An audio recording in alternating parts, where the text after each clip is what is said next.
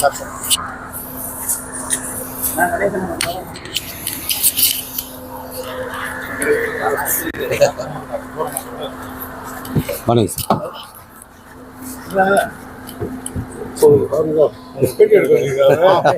உங்களதான் sir.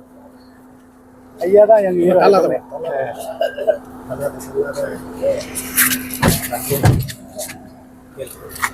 Sir, பிலிகுண்டுல அணைக்கு தமிழக காவிரி எல்லையில் இருக்கிற பிலிகுண்டுல அணைக்கு இன்னைக்கு 45 கனஅடி நீர்லேருந்து 61,000 கனஅடி நீர்வரத்து வந்திருக்கு. இது டெல்டா மாவட்டங்களுக்கு இந்த ஆண்டுக்கான போதுமான நீர்வரத்து கிடைக்குமா? நமக்கு மொத்தத்திலே இப்போ 60 அடி தான் வந்திருக்கு.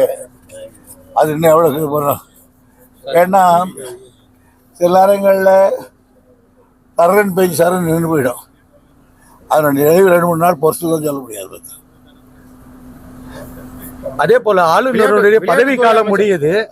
அப்படி முடிகிற பட்சத்துல மீண்டும் அவரையே ஆளுநரா நியமிக்க கோரி பாஜக வலியுறுத்துறதா ஒரு தகவல் பரவிட்டு வருது. அதை பத்தி நீங்க என்ன நினைக்கிறீங்க சார்? எனக்கு அதை பத்தி ஒண்ணுமே தெரியாது.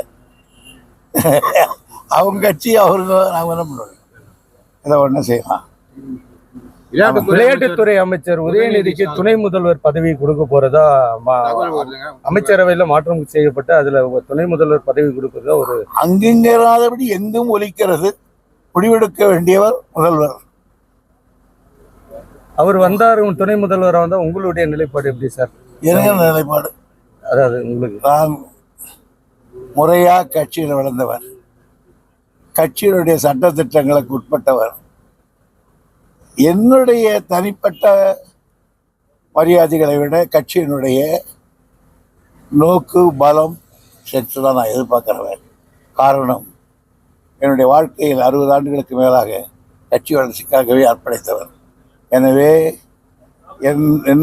என் வளர்ச்சி, என் குடும்ப நிகழ்ச்சிகளை விட கட்சி பெருசாக கருதுகிறவன் மட்டுமா சார். இப்போ மழைக்காலங்கள் துவங்க போது நீர்நிலைகள் எந்த அளவுக்கு நம்ம தூர்வாரி இருக்க தண்ணீர்களை சேகரிக்கிறதுக்கு பணிகள் எந்த அளவுக்கு நடைபெற்று வருகிறது சார்? அதாவது மான்சூன் சென்னையை சுற்றி இருக்கிற பகுதிகளில் தான் அந்த பணிகளை கொடுத்து அதுக்கெல்லாம் நிறைவேற்றிட்டோம். நேற்று கூட எங்கள் செக்ரட்டரி போய் மீட்டிங் போட சொல்லிட்டாங்க. நிறைவேற்றிட்டோம். மபிஷல்ல, திருநெல்வேலி மற்ற இடங்கள் தான் ஏற்கனவே இந்த பெருமழையால் பாதிக்கப்பட்ட இடங்களை தான் சீர் செய்யப்பட்டு டெம்பரரி ரிசோர்சேஷன், பர்மனன்ட் ரிசோர்சேஷன் என்ற வகையில் அதாவது தற்காலிக நடவடிக்கைகள் எடுக்கப்பட்டது. இப்பொழுது முழு நடவடிக்கைகள் எடுக்கப்படுகிறது. ஓகே, நன்றி. போதும்.